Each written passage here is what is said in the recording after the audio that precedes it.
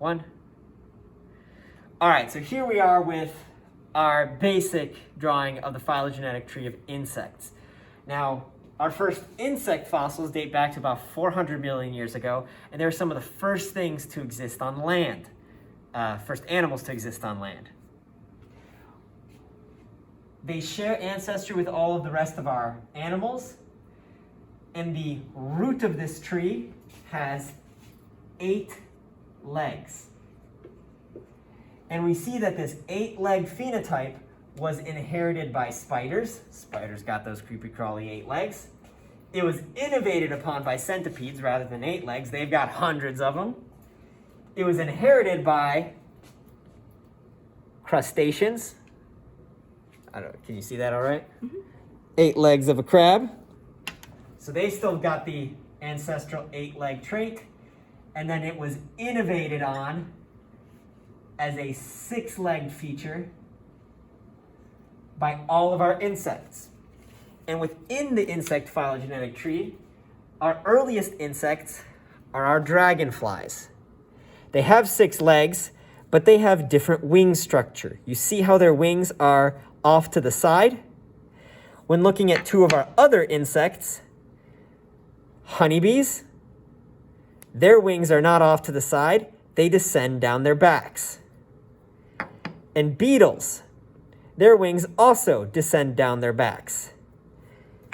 So in this way, you can start seeing how traits change across the phylogenetic tree. Insects all inherited 6 legs. They had wings on their back. Wings on side rather than back. And then the lineage that evolved into honeybees and beetles have wings on their back.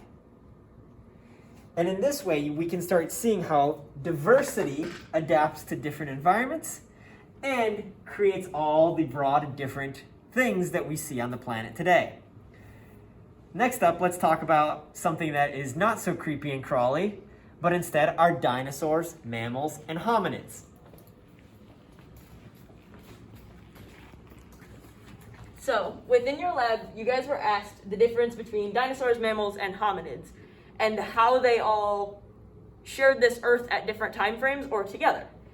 So, dinosaurs, we know, came way, way, way long ago. And we were asked if dinosaurs and mammals existed on Earth together. And the answer is that they did. However, not mammals as we know them today. Mammals as in like chipmunks or very, very tiny things that lived underground typically, or dinosaurs ruled the Earth.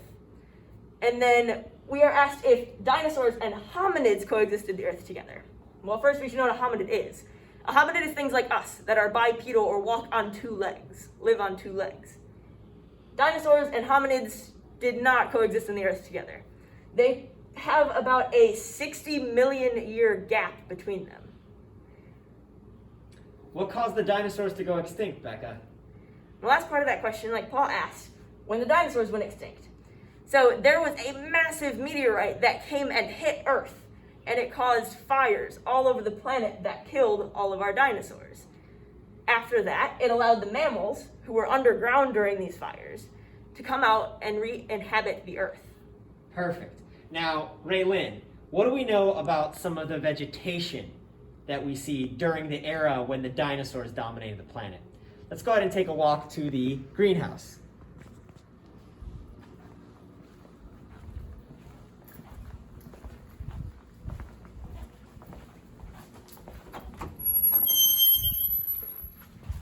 Within the greenhouse, I'm going to take you over to this Norfolk Island pine. This is much like the one we see in our lab. While it is a near cousin of the one we looked at in the lab, it is still related nonetheless. So we can see that it is very tough. Yeah, does it feel really something that do you want to chew on this? Is it soft? Not very soft, no. It's more brittle if you run your hand up this way. If you were to run it down though, it's kind of soft. Does it almost feel plasticky? Yes, in a way it does feel plasticky.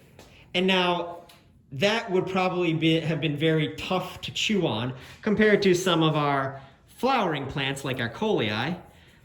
Compare the touch here, Raylin. Describe the feel of the coleus. Very smooth. Which one do you think is more pleasant to chew on? Definitely this one here. Yeah, so dinosaurs had it a little bit rough by chewing on some of these related plants.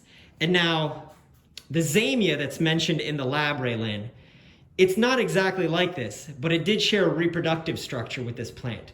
What is the reproductive structure of this plant? Well, because it is a pine, the reproductive structure is going to be a cone rather than a flowering plant.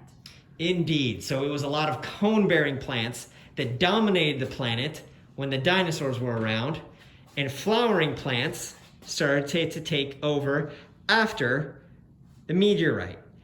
However, flowering plants and cone-bearing plants both did exist before the meteor struck. So just like dinosaurs and mammals did coexist, with dinos dominating the planet and cone-bearing plants dominating the planet, the beginnings or the coexistence of these different lineages date back even further.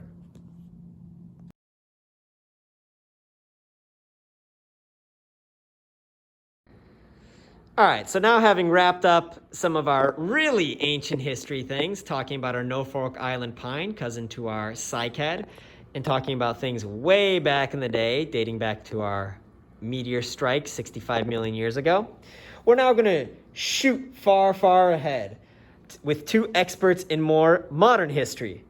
We'll start by talking about events about 9500 BCE, or about 11,000 years ago, during the Mesolithic.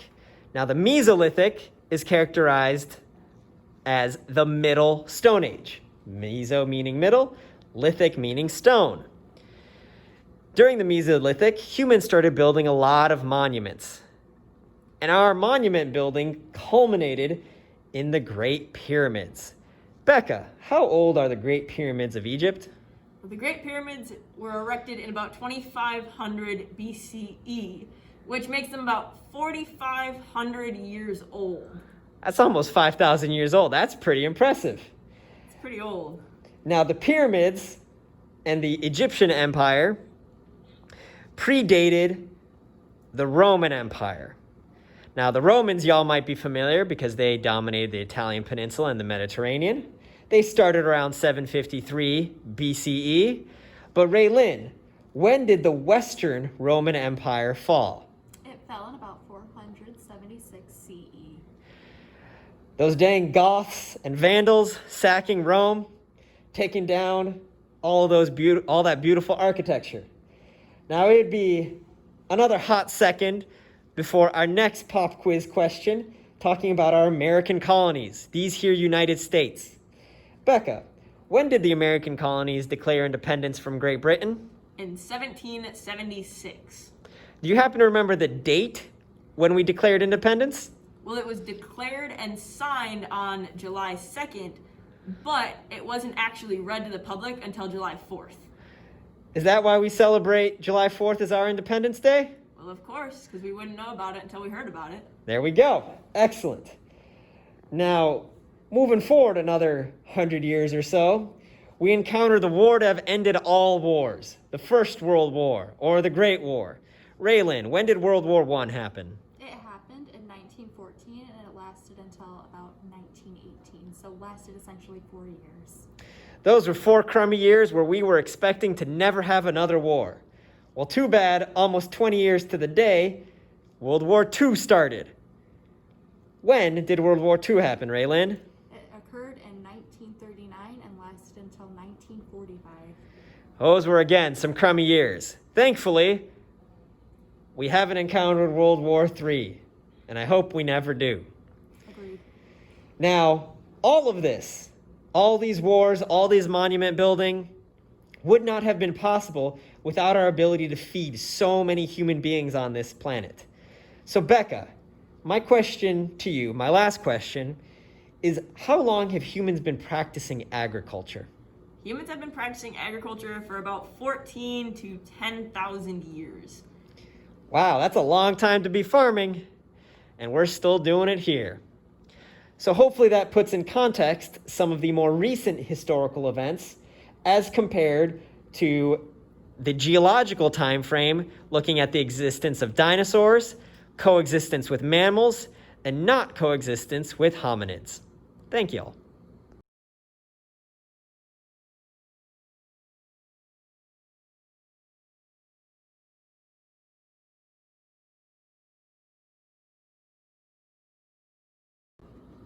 All right, for the last exercise in the lab today, I want y'all to just look up some of your favorite plants and animals through our major geological eras. So Becca, what are our 3 major geological eras, and what are the time frames for them? So we have 3 major geological eras. There's the Paleozoic, the Mesozoic, and the Cenozoic. The Paleozoic ranges anywhere from 540 million years ago to about 250 million years ago. Thanks, Raylyn, for writing. So 540? 250. 250. We're talking faster than Raylyn can write. Sorry, Raylyn. It's all good. The Mesozoic ranges from 250 million years ago to about 65 million years ago. And Becca, what happened 65 million years ago? About 65 million years ago is when our meteoroid hit the Earth. That was a hectic time. It really was. We lost all our dinosaurs. And then our last one is the Cenozoic, which runs from 65 million years ago to today, present. So Becca, what was your favorite plant life from the Paleozoic? My favorite plant life from the Paleozoic are called lycophytes, which are plants that have spores. They looked really weird. In fact, you can see some of our lycophytes in our fossil cabinet. A lot of these fossils date back to the Carboniferous, like this ginkgo fossil, but that's a monster ginkgo leaf. And this lepidodendron bark. Looks like dragon scale, but was actually leaves. Please see the slides on Canvas that talk about these fossils in greater detail. Raylyn, how about your favorite plant life from the Paleozoic? Conifers. Conifers? I love conifers. They're pretty cool. How about our favorite animals during the Paleozoic? What was roaming Earth around then? My favorite one, it's commonly called the shield lizard. So it was a very large, heavily scaled lizard. Crazy. How about you, Raylyn? Nautilus, which is basically just a squid with a shell. Yeah, they look pretty cute, right? That's why I chose them. They're adorable. Lots of different things living in the ocean at that time. How about the Mesozoic? Becca, what's your favorite plant from the Mesozoic? My favorite ones from the Mesozoic are cycads, which we talked about a little bit earlier. So those were our cone-bearing plants that look like palms. Very cool. Raylyn, how about your favorite plant? Barberry. The barberry, a flowering plant. My dog got a barberry thorn stuck in his butt one time. That was very unfortunate. How about our favorite animals from the Mesozoic, since animals were what we are looking for in the Mesozoic? Mine was the Ankylosaurus, so another lizard dinosaur. But this was a dinosaur. What was its unique defensive feature, Becca? Had a very large spiky ball on its tail. So it would thwap you with its tail. Nice club. How about you, Raylyn? What was your favorite dino? Pterodactyl.